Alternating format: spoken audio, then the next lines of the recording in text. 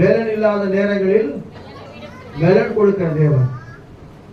அப்போஸ்தலன் பவுல் ரொம்ப அழகா சொல்றார். சில நேரத்தில் நம்ம சோர்ந்து போய் ஜெபிக்க கூட முடியாது இருக்கும்.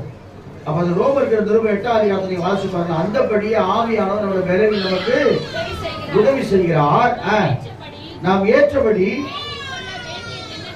என்னதென்று அறியாமல் இருக்கும்பொழுது ஆவியானவர் தாமே வாக்கு கடங்காத பெருமூச்சுகளோடு அலையா சொல்லுவோமா. சில நாம ஜெயிச்சு அற்புதம் நடக்கல, உனக்காக ஆவியானவர் ஜெபம் பண்ணி கொண்டிருக்கிற. யாரும் ஆவின்னு சொல்ல மாட்டேங்க. உங்க ஜெபம் இல்ல நேரத்துல நீ ஜெபி கூட. நீங்க எவ்வளவு பேர் 2 மணி நேரம் ஜெபம் பண்ணீங்க சொல்லுங்க.